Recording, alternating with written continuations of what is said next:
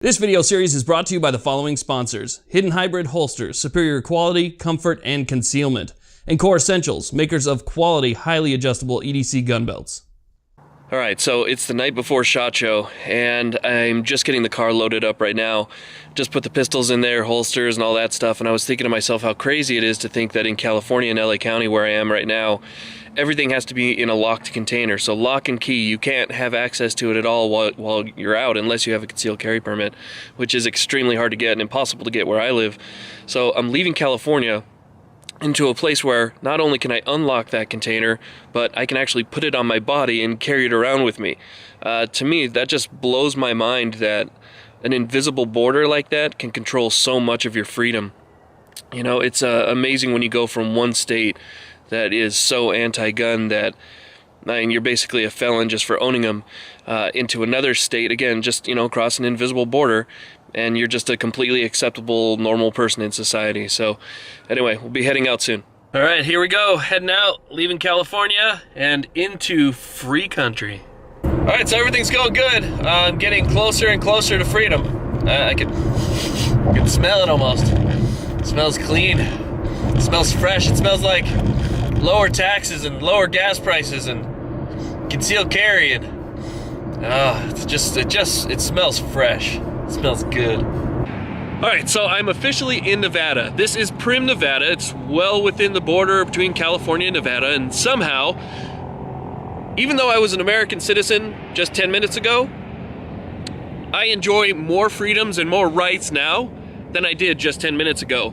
So I got out of the car, pulled off here. You can see the Buffalo Bills sign behind me, and I am now able to carry. So I'm carrying right now. Went ahead and put the Glock 19 on, and I gotta be honest, the freedom feels good. A little bit of anxiety, you know, especially going into Vegas. There's gonna be a little bit of anxiety as I get to a more populated area. But right now, it just feels like just being able to practice that freedom for the first time, it's something to tell you. It's pretty epic. You know, there's people in other states that can carry, that they first get their carry permit, and you know, it's a big feeling for them. But not being able to carry, not being able to get that permit, and then being able to carry in a different state, I think it's a whole nother feeling of freedom. It feels really, really good. It's I guess you could say it's almost like liberating. So we're gonna go ahead, I'm gonna get in the car now, finish going up to Vegas, and I'll give you guys another update and let you know how I'm feeling. But right now, I gotta be honest, feels pretty good. All right, so made it. We're in Vegas. Just parked. It's crazy because there's a Monday, so there's not too many people here. There's the Luxor right there, and over there is Mandalay Bay. But yeah, it's crazy. You can see that light. It's so far away. Pretty cool. So carrying right now, and I thought when I got out of the car I'd be more nervous than I am, but to be honest with you, I just want to get inside the hotel and get to the room so I could care less about the other stuff. Alright, so I made it to the room. Sorry for the poor lighting. I have one like really crappy light right here, and I have another one up here. I brought a little bit of lighting with me so that I'll be able to bump it up a little bit.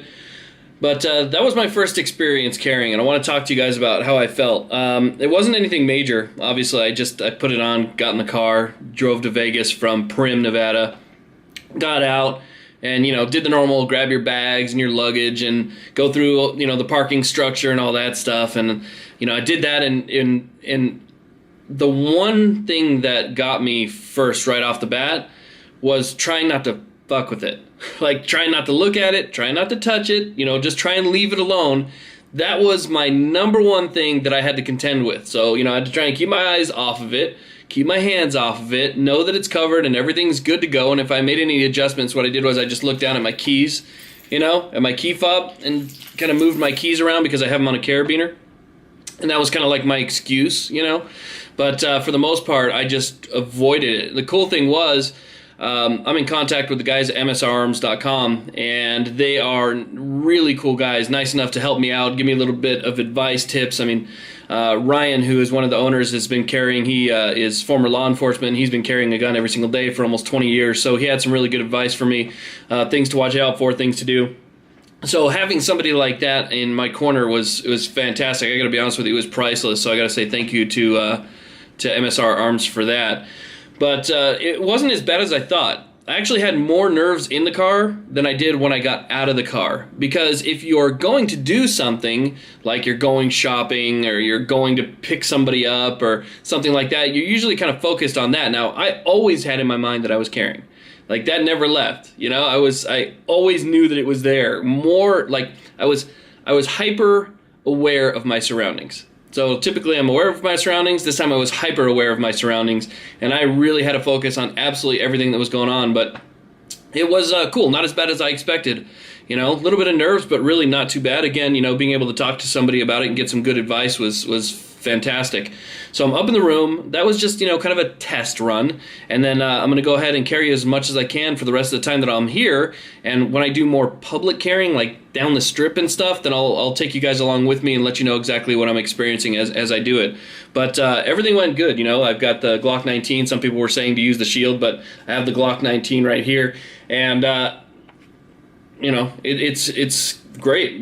The hidden hybrid holster is very, very comfortable. Obviously, I have plenty of experience with hidden hybrid holster, and it was held up well by the Core Essentials belt. So these two sponsors right here are fantastic for sending me out these products so that, you know, not only can I try them out, but, you know, I can also kind of report back to you guys and what I think about them. So the holster was fantastic. It was still comfortable in the car. I do need to wear it a little bit more so it kind of molds to my body. You know, that's one thing that I have with the Shield holster that I have from Hidden Hybrid.